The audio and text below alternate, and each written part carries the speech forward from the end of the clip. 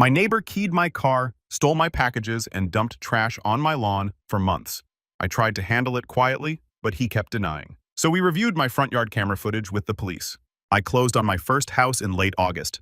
Nothing crazy, just a 3-bedroom ranch on a cul-de-sac in a suburb outside of Columbus, Ohio. The kind of neighborhood where people wave at you when they're getting their mail, and everyone's got one of those little garden flags by the front door. I'd been renting apartments since college, 6 years, in a 2-bedroom with a window AC unit that sounded like a helicopter taking off every time it kicked on. And honestly, the whole homeowner thing felt surreal for the first few weeks. I remember standing in my empty living room eating cold pizza off a paper plate thinking, this is actually mine. Just that. Stood there like an idiot for a solid 10 minutes. The pizza was from that place on High Street, the one with the garlic knots that are weirdly good. Not relevant. I just remember the whole moment really clearly. Anyway, the move went smooth. Movers showed up on a Saturday, got everything inside by mid-afternoon. One of the movers dropped a box labeled kitchen fragile down the front steps, and I heard something shatter inside. Turned out to be a set of mugs my mom had given me when I graduated. I was annoyed for about 5 seconds and then figured it was a sign I needed new mugs anyway. I spent that Sunday unpacking the kitchen because I figured that was the room I'd need first. My buddy Cole came over and helped me mount the TV. We ordered way too much Chinese food, like an absurd amount enough for 5 people, and watched college football on the floor because I hadn't set up the couch yet. Good day. The neighborhood seemed great at first. The couple across the street, Don and Liz, came over with a plate of brownies my first week.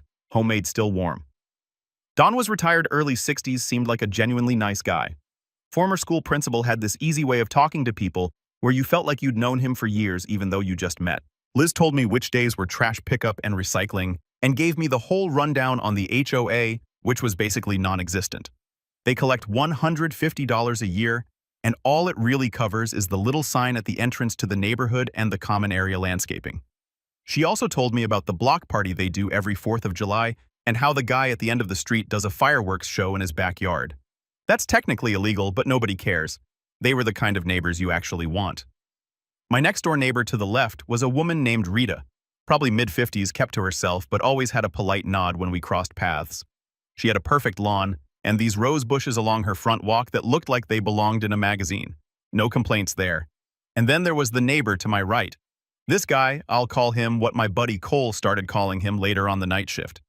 His real name doesn't matter, and honestly, I don't even want to type it. He was maybe late 40s, lived alone, drove a dark blue pickup that was always backed into the driveway like he needed to make a fast getaway at any moment. His yard was fine, not as manicured as Rita's, but he mowed it and kept things in order. House was a similar ranch style to mine, maybe a little older. He had one of those satellite dishes on the roof that nobody uses anymore. When I moved in, he was standing in his driveway just watching. Not casually either, arms crossed, feet planted, head tracking the movers like he was counting inventory. Didn't wave, didn't come over, didn't say a single word. One of the movers actually looked at me and kind of gestured toward him like, "What's that guy's deal?" I waved at him. He turned around and went inside. I didn't think much of it. Honestly, some people are private, and some people are just awkward. Whatever. I figured I'd win him over eventually, or at the very least, we'd have the kind of neighbor relationship where you nod at each other once a month. And that's fine. The first incident happened about 2 weeks after I moved in. September 9th. I know the exact date because I took a photo that morning and it's time-stamped. I walked out to my car on a Monday morning heading to work. I'm an insurance claims adjuster, so I drive to different sites most days inspecting damage on homes, vehicles, commercial properties, that kind of thing. And there was a long, deep scratch running along the entire passenger side of my car from the front fender all the way to the rear bumper, like someone took a key or a nail and just dragged it the full length in one steady motion.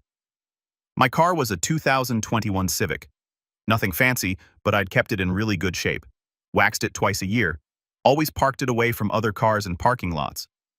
The scratch was deep enough that you could feel it with your fingernail through the clear coat, through the paint, down to the primer in some spots. I was ticked off, but I honestly assumed it was random. Maybe a kid, maybe someone walking by who had a problem with the world. I parked on the street because my garage was still full of boxes I hadn't unpacked yet. Could have been anyone.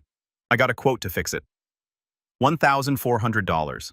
I put it off because between the down payment, the closing costs, and the 40 other things a new house needs, I had a million expenses already. 2 weeks later, it happened again.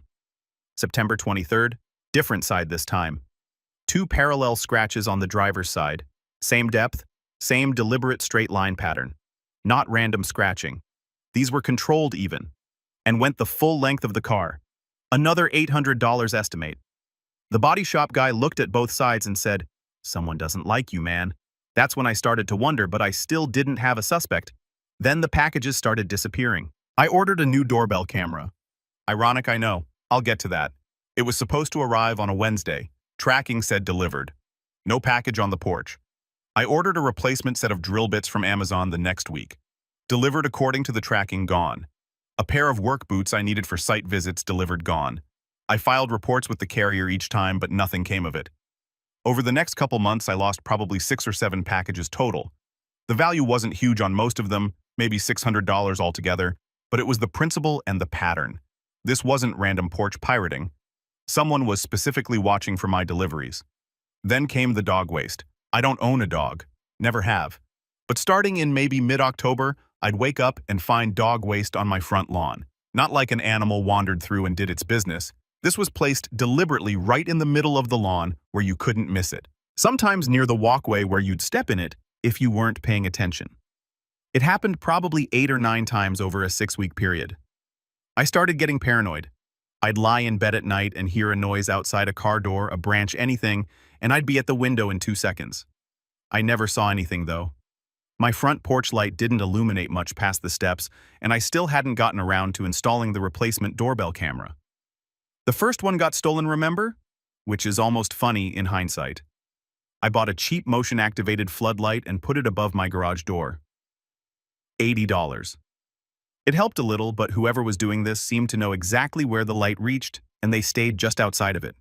I even started parking my car in different spots on the street, thinking maybe it was a proximity thing. Didn't help. I talked to a couple of my coworkers about it. One of them, a guy named Bryce, who handles auto claims, said I should set up a trail cam like you'd use for deer hunting. I looked into it, but the cheap ones have terrible night vision, and the good ones were like $300 that I didn't want to spend on top of everything else. I mean, I was already hemorrhaging money from the scratches and the stolen packages. By December, I was genuinely stressed. The car had been scratched 4 times total at that point. 2 on the passenger side, 2 on the driver's side. All the same pattern. Long, deliberate, consistent depth. Repair estimates combined were pushing $3,800. I'd had at least 7 packages go missing. And the lawn thing was just gross and weird and felt personal in a way that's hard to describe. I started wondering if I'd somehow offended someone without knowing it. I went over every single interaction I'd had since moving in. I replayed conversations in my head. I couldn't think of a single thing I'd done wrong. I even knocked on the night shift's door one evening to ask if he'd seen anything suspicious in the neighborhood. He opened the door about 6 in, told me he hadn't seen anything, and closed it before I could even finish asking. The whole conversation lasted maybe 4 seconds. I stood on his porch for a moment after the door shut, feeling like an idiot. That was the last time I tried to talk to him. Here's where I need to back up and explain something about how I think. I've been an insurance claims adjuster for 8 years. My entire job is looking at a situation and figuring out what actually happened based on evidence, witness statements, photos, timelines, damage patterns. I do this every single day.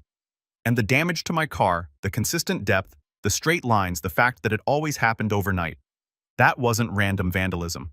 That was someone who knew exactly where my car was parked and had time to do it carefully. Someone close. Hold on. For those listening, this is me, not the OP. I need to jump in here because this is giving me strong Scooby-Doo energy. You know how the villain is always someone who was standing right there the whole time? Some dude in a rubber mask who could have been caught in episode 1 if anyone had just looked to their left. That's this guy. The night shift is literally standing in his driveway with his arms crossed, watching Jake move in like a cartoon villain, monologuing in his head. All that was missing was a swivel chair and a white cat. And Jake, bless his heart, went and knocked on the dude's door to ask if he'd seen anything. My brother, you ask the wolf if he'd seen any sheep go missing. I can't. In January, I finally had a real conversation with Dawn from across the street. It was a Saturday afternoon, and I was grabbing my mail from my new locking mailbox, by the way, because, yeah, I'd already upgraded that after a piece of mail I was expecting never showed up. Don was doing something in his front garden bed, and he saw me and walked over. We talked for a while. Normal stuff at first, how the winter was going, whether the HOA had responded to some pothole complaint, that kind of thing. Then he asked about the scratches on my car because he'd noticed them from across the street. I hadn't really talked to anyone in the neighborhood about everything that was going on, so it all kind of came out at once. I told him about the car, the packages, the dog stuff, the dead grass, everything. I probably talked for 10 straight minutes. He just listened with his arms folded, nodding. Then he got quiet for a second, looked at my house, looked at the night shift's house, and then said something that changed everything. "Jake, I've got a Ring camera on my front door. It's been there for 2 years. It points straight across the street at your house and your neighbor's driveway. I've got months of footage saved to the cloud." I swear my heart skipped. I asked if he'd be willing to let me look through it. He said absolutely. Said he and Liz had actually talked about the scratches on my car a few weeks ago and were wondering what was going on. Liz had apparently said she wanted to bring it up, but didn't want to be nosy. Dawn told me to come over after dinner that evening and we'd go through it together. That night, I walked across the street at about 7:30. Liz let me in and Dawn already had his laptop set up at the kitchen table with 2 chairs pulled up. Liz made coffee. The 3 of us sat down and Dawn pulled up the Ring app. His camera had a clear, wide-angle view of my front yard, my driveway, the strip of street where I parked my car. And this is the important part, it also caught about half of the night shift's driveway and his side yard. Dawn's Ring was set to record on motion detection with a pretty wide sensitivity range. So we had a ton of clips.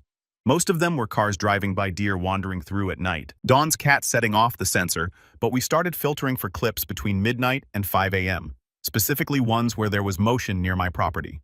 The first clip we found was from September 14th at 2:47 a.m., and I will never forget watching it for the first time. The night shift walked out of his side door, the one that faces my house, wearing what looked like sweatpants and a dark shirt. He crossed the strip of grass between our properties, maybe 15 feet, and approached my car on the passenger side. He was carrying something in his right hand.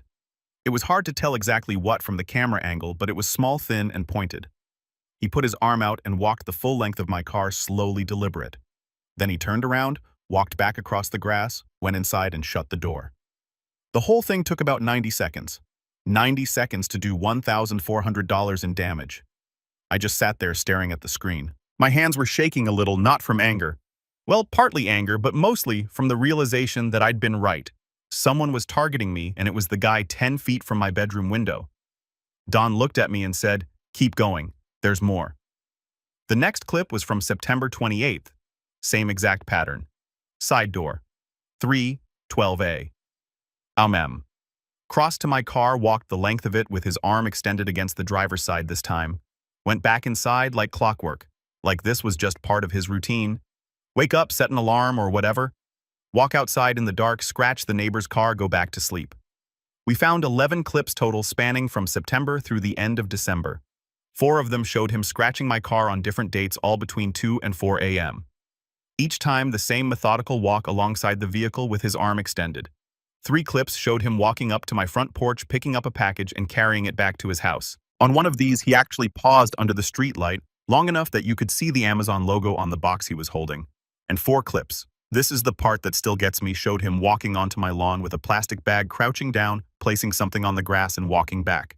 He was depositing the dog waste by hand from a plastic bag, which means he was collecting it from somewhere, storing it, and then placing it on my property at 3 a.m., like some kind of deranged lawn gnome.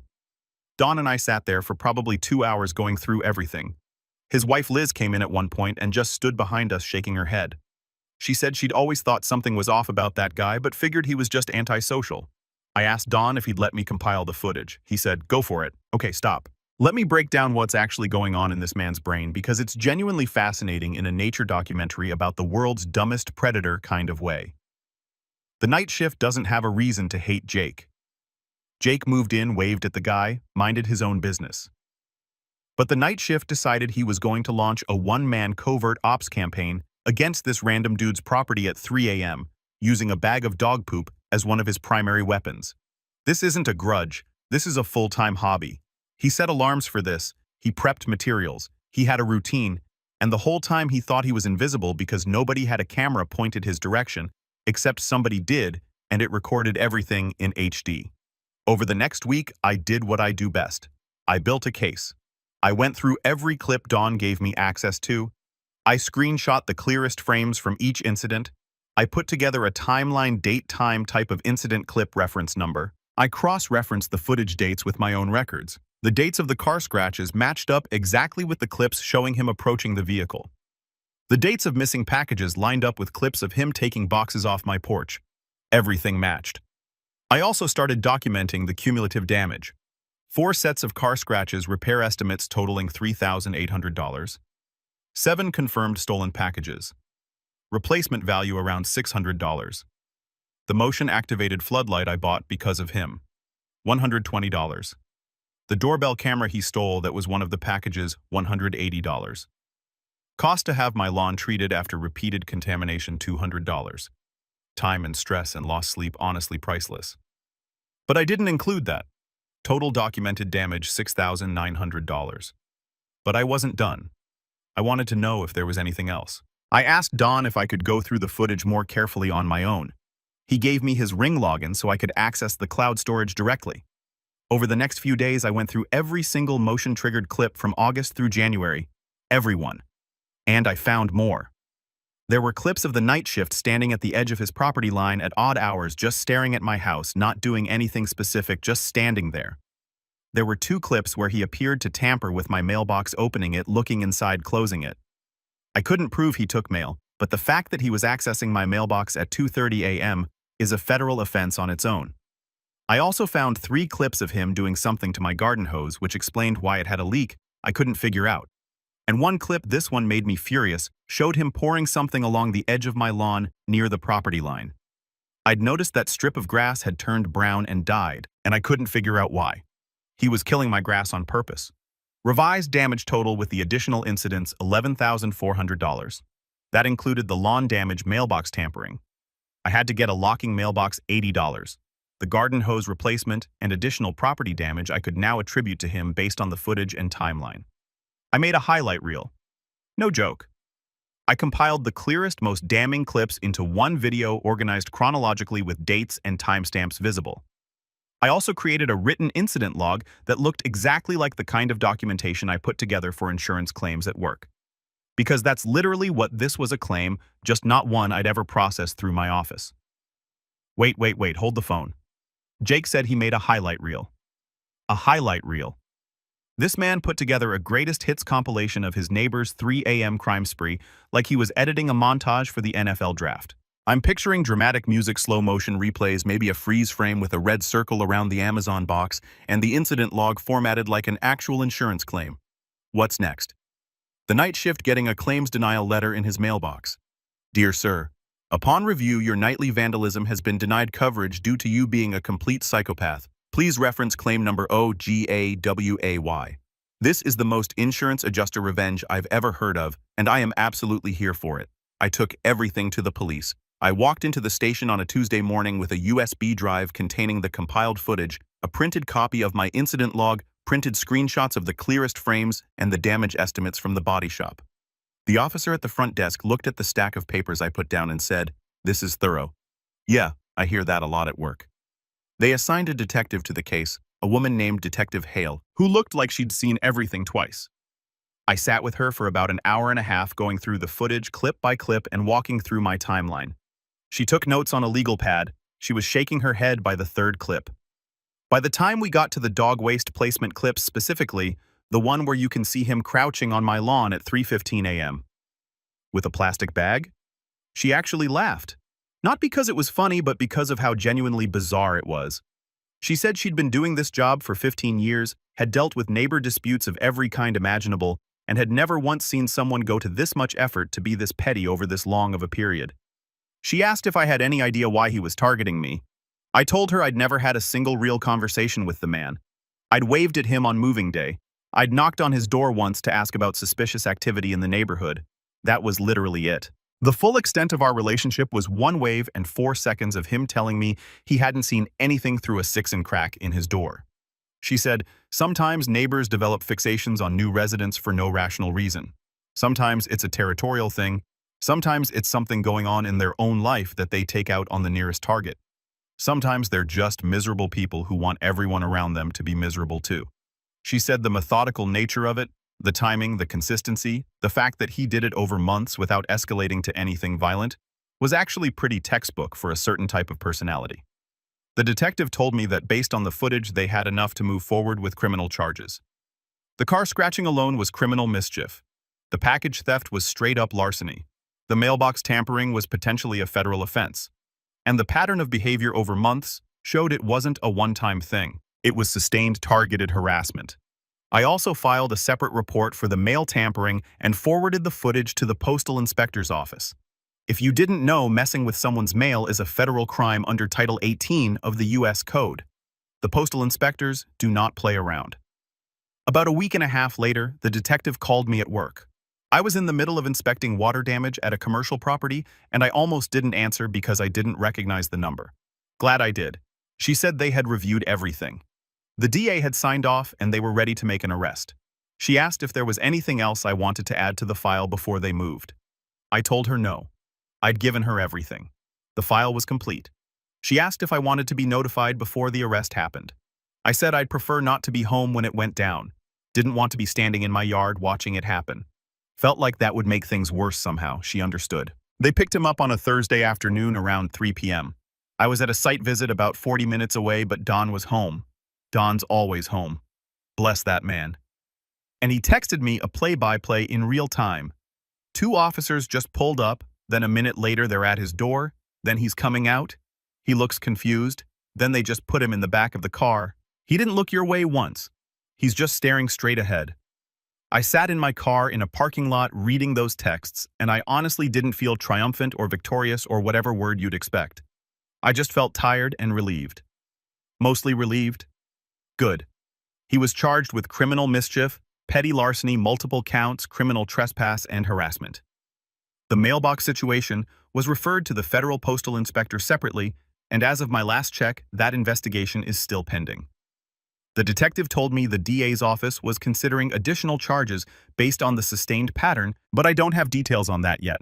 What I do know is that he was released on bond with conditions that include no contact with me and he can't be on my property, which is funny because I'd never invited him onto my property in the first place. Yo, time out. Can we take a moment to appreciate how Jake handled this from start to finish? Because most people in this situation would have lost it. They would have confronted the guy, gotten in a shouting match, maybe done something stupid that gets them in trouble. Jake didn't do any of that. He did exactly what he does Monday through Friday. He collected evidence, built a file, organized it like a professional, and handed it to the people whose job it is to act on it. The detective called his paperwork thorough. That's the equivalent of a chef complimenting your cooking. The night shift brought a plastic bag of dog poop to a fight with an insurance claims adjuster. Read that sentence again. Final update. It's been a couple weeks since the arrest and things have been quiet, obviously. The night shift is still living next door as far as I know, but I haven't seen him once. His truck is in the driveway most days, but he doesn't come outside when I'm around. The blinds on the side of his house that faces mine are always closed now.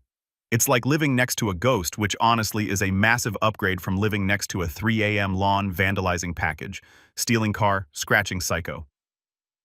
My car is getting repaired finally. I'm using the documentation I built to file a civil claim for the damages. And my attorney, a guy I know from processing claims. We've worked opposite sides of a few cases, says the criminal charges make the civil case pretty straightforward. Between the footage, the police report, and the charge sheet, there's not a ton of wiggle room for the night shift to argue he didn't do it. Don and Liz have become actual friends.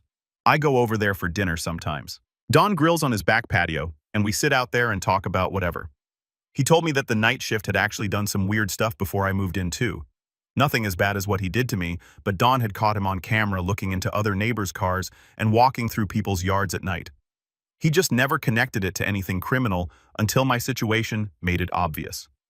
Rita, my neighbor on the other side, came over after the arrest and told me she was glad someone finally did something.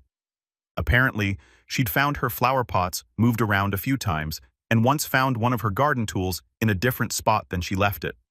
She chalked it up to her own memory, but now she's not so sure. I did finally install that doorbell camera and a full 4-camera security system around the house. 2 in front, 2 in back motion, activated night vision cloud storage. I also got the locking mailbox installed and added a smart lock to my front door. Total cost for the security upgrades was about $1,200, but honestly, it's the best money I've ever spent. Not because I think he'll try something again. The no contact order handles that. But because I should have had this stuff from day one. Lesson learned. The one thing I keep thinking about is why. I never did anything to this man. I moved in. I waved. I went about my life. and he decided to make me his target. The detective said it might have been something as simple as him not wanting a new neighbor. The previous owner was an elderly woman who lived alone and kept to herself. Maybe he liked having that quiet buffer and my presence disrupted it. Maybe it's something else entirely. I'll probably never know. My buddy Cole saw the highlight reel and said it should be on Netflix. I told him it's a 20-minute video of a middle-aged man in pajamas sneaking across a lawn with a bag of dog waste. He said that's exactly why it should be on Netflix. There's a part of me that wonders what the other neighbors on the street think now. I've gotten a few waves and head nods since the arrest, but nobody's brought it up directly. Small town. Well, suburban politeness, I guess. Everyone knows, but nobody says it. As for what's next, I'm waiting on the civil case to move forward and keeping an eye on the federal mail investigation. My attorney says the civil suit should be pretty clean given the evidence. I'm asking for the full $11,400 in documented damages plus legal fees. Whether I'll get all of it, who knows?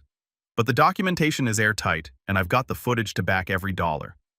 I guess the moral of the story, if there is one, is that some problems solve themselves if you're patient enough to let the evidence pile up. I could have confronted him at any point. I could have gotten angry, made a scene, escalated it, but I didn't.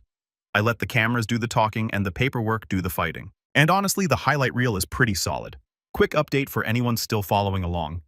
The DA's office added an additional charge of criminal damage to property based on the grass-killing footage. My attorney also sent a formal demand letter to the night shift's legal representation for the full $11,400. We're waiting on a response. Don told me the guy's brother came by last weekend to mow the lawn and take out the trash, so I think the night shift is laying very low right now. Can't say I blame him, though. I also can't say I feel bad about it. One thing I didn't mention before, I still have no idea where he was getting the dog waste. He doesn't have a dog. None of the immediate neighbors have dogs. That remains the one unsolved mystery of this whole thing. And honestly, I'm not sure I want the answer. Anyway, if you're in a situation like mine, document everything. Get cameras. Get your neighbors involved. And if your job happens to involve building evidence files for a living, well, sometimes the universe just hands you the right tools for the job.